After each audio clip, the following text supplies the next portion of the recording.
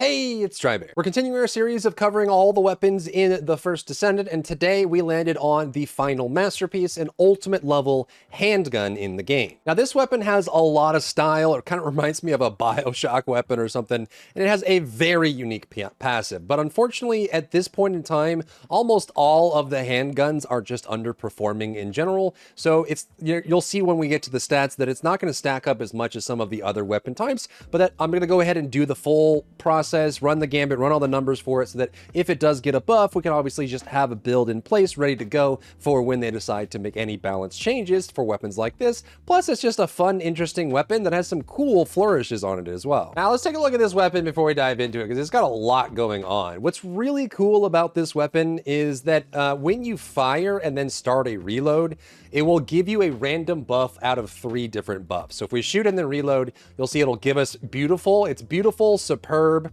or the third buff that as well, and that can give you either fire rate, crit chance, or weak point. Now, if you get the same buff multiple times in a row, it stacks up and gets higher and higher, which means that if you're lucky, it's pure RNG, but if you're lucky, you'll get a whole bunch of the same buff and get some crazy high values. Like we have 3 awesome stacks right now, so for 5 seconds, we have this crazy buff that's going on, but of course, if we reload again, it's gonna random. So you can sometimes get really nice bonuses from it, you can sometimes get unlucky and keep resetting different buffs all the time, but one thing I love about the weapon, which not every weapon has, is that it actually has some unique effects to it. Based on which buff the weapon gets, it has a different hologram that appears above the weapon. So you see that right above the weapon. Every time I reload, it'll show the buff that it got, the different color, a different animation, a different hologram. Super unique, super cool. So it's kind of like shows that it'll swap out. It'll be red for this buff. You can see if you got it again. We got the blue buff this time. Swap it out. It's just a very fun, interesting weapon. Now again, the buff will change, and if you get stacks, the buff will go up. So we can go up to, at base, no upgrades on the weapon, 18% weak point,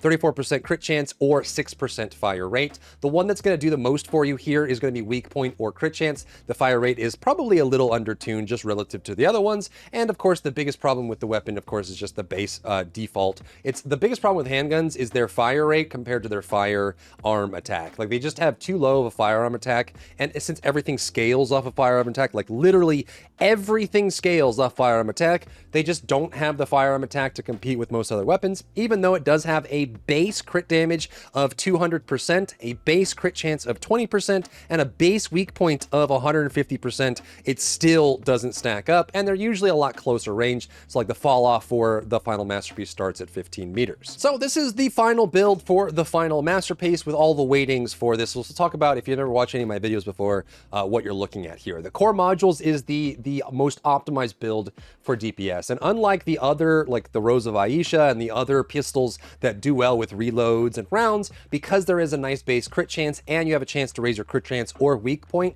it scales really well with those stats separately. So in this case, we're going to run with the action and reaction rifling reinforcement. Elemental enhancement versus weakness is still a great option. It still gives you the best defense. And we're also going to do real life fighter as well. They have decent fire rate and decent accuracy and recoil, so you'll be able to stack that up pretty easily. Then we're going to run with better insight for crit chance, then double crit damage from concentration priority and better concentration. And then we have aiming, weak point sight for weak point damage, and fire rate up. So a pretty standard build for this weapon, and it scales pretty decently with it. The total DPS output is 527k when fully maxed out with all gold stats. You compare that to a lot of the ARs and SMGs that can break 700k, in some cases 800k. So it doesn't really have the same amount of output, but it is super fun to play with, and maybe the handguns will get a buff in the future. For the enhanced catalyst priority over here on the left, I've seen some questions on this. This just sets the benchmark as the highest one. So real life fighter being the highest mod with the highest contribution,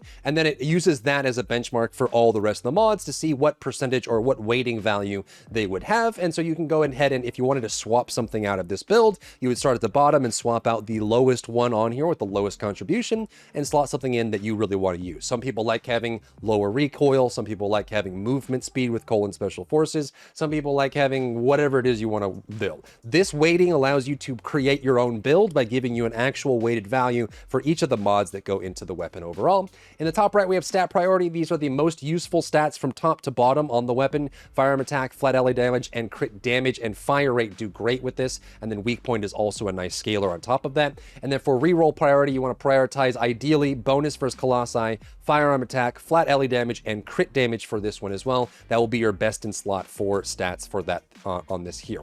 Again, since we are running Real Life Fighter, you want to try and get some really good value out of that. So a quick reminder for anyone who doesn't know, Real Life Fighter stacks up as you hit weak point and then stacks back down as you miss weak point. So you want to be very careful about kind of trying to hit this and stack it as many times as you can while you have it equipped. And sometimes you might have to control your burst and that sort of thing. Another key ingredient for the final masterpiece that we have to look at here that's worth talking about is the duration of the buffs at base is 5 seconds, which means that you need to have finished a reload by the time 5 seconds is up. The base reload time for this weapon is 1.1, and the TTE is just under 3, which means that with no modifications, this one will be able to empty its full clip, start a reload. Even if you don't cancel it, you can empty another clip. You can see the buff on me.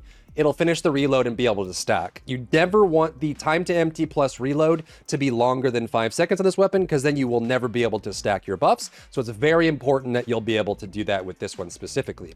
There's a couple things you can do to maximize that if you end up running other mods that, you know, if you run a mod that lowers reload, you might break this 5 second hard restriction requirement, which is going to lower the DPS output of the weapon quite significantly.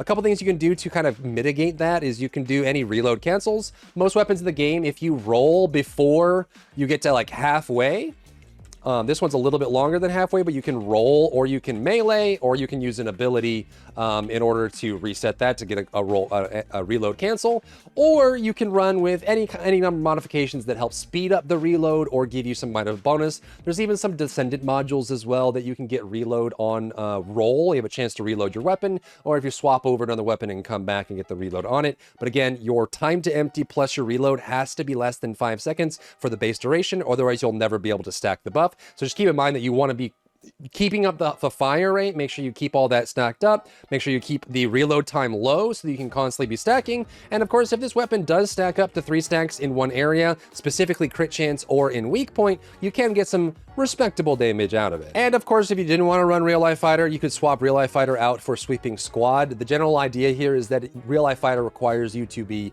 up close and hitting the weak point consistently. If you don't want to play that way, Sweeping Squad is a great backup for this one here. Unfortunately, not even Firing Fiesta made the list here. It's like just below. It's like a 9% or an 8% weighting there. Mental Focus, the clip size isn't big enough to make good value out of it. Same thing for Sharp Precision Shot. The time to empty is too short to get good value out of it. Elemental Conductor is good as long as you're triggering attribute status well enough, but Sweeping Squad is going to be your best lineup there. So of those, you would kind of swap those things in and out if you want to modify it, but honestly, the weapon's pretty straightforward. It has decent base stats, and again, if we get buffs for handguns, this one could very easily turn into an absolute beast of a weapon. Let me know what you think we should cover next down below. If you found value in today's video, leave a like down below, leave a comment for the algorithm to help this video get seen by more people, and don't forget to check out my other channels for other content and other stuff and other things.